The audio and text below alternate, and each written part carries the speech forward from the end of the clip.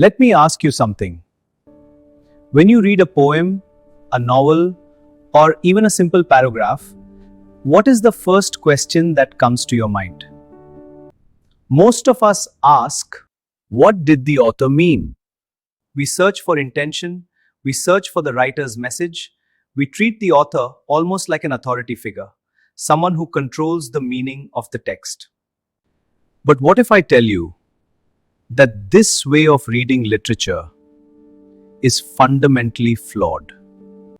In 1967, a French critic, Roland Barthes, made a bold and controversial claim. The birth of the reader must come at the cost of the death of the author.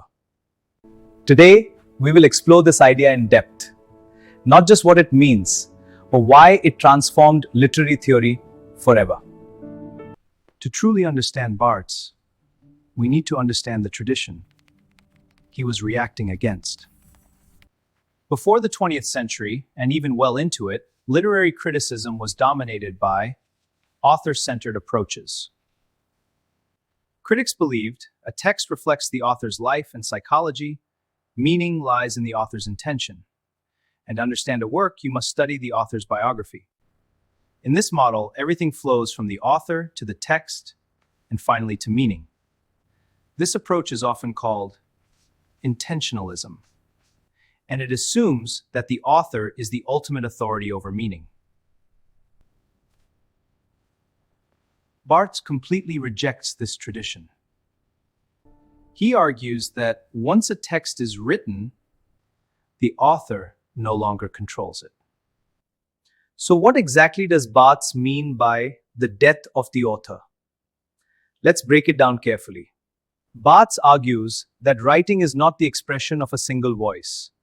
It is, in fact, a blend of many voices. He famously describes a text as a tissue of quotations. What does this mean? Language comes from society, ideas come from culture, and expression is shaped by history. So when an author writes, they are not creating something entirely new. How they are rearranging existing cultural elements. Barthes makes a radical claim. It is language that speaks, not the author. Words carry meanings beyond the author's control. Language has its own structures and associations. This means meaning is not owned by the writer. It emerges from language itself. If the author is not in control, then meaning is not fixed. A text becomes open, plural, and infinite in interpretation. This is the central revolution. A text does not have one meaning. It has many meanings. Now let's connect Barthes to one of the most influential theories of the 20th century. Deconstruction, developed by Jacques Derrida. In the same year, 1967, Derrida published Of Grammatology. This is not a coincidence. Both thinkers were part of a larger intellectual movement, Post-Structuralism. Barthes says meaning is not controlled by the author. Derrida goes further. Meaning is never stable at all. Derrida introduces the idea of difference, which means meaning is always deferred and always in motion. So when you read a word, it refers to another word, which refers to another word, and so on endlessly. Meaning is never fixed. It keeps shifting through an endless chain of references. This supports Barthes' idea. Meaning is not located in one place, not in the author, and not in the text alone.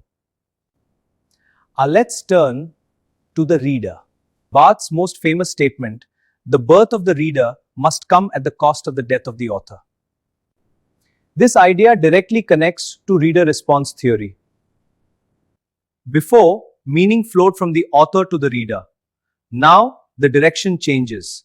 The reader actively creates meaning from the text. The reader becomes active, creative, and central. Each reader brings personal experiences, cultural background, and emotional perspective.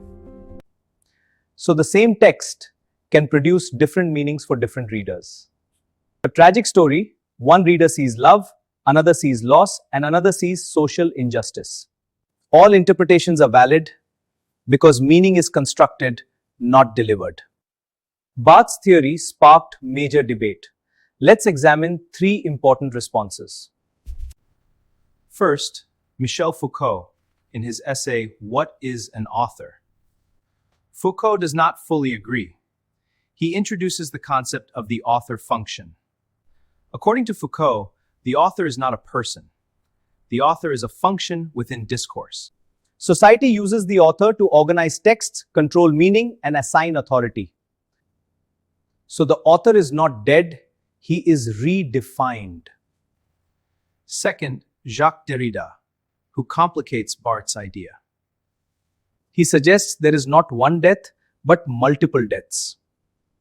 Even Barthes' own theory is open to interpretation and unstable. This is pure deconstruction in action. Third, Sean Burke, who strongly critiques Barthes. He argues that you cannot fully eliminate the author. Context still matters. His conclusion, the author returns in new theoretical forms. Let us now understand why this essay is so important. 1967 marked a turning point in literary studies. Two major works, The Death of the Author by Roland Barthes and Of Grammatology by Jacques Derrida. Together, they challenged traditional criticism, rejected fixed meaning, and opened the path for post-structuralism and deconstruction. They shifted literary studies from authority to interpretation, from certainty to ambiguity, and from the author to the reader. So now, when you read a text, pause and ask yourself, am I searching for the author? Or am I listening to the text? Or am I creating meaning? Because in Barthes' world, the author is no longer the master of meaning. The reader becomes its creator. And that is the true meaning of the death of the author. If you like the video, don't forget to comment, subscribe, and share.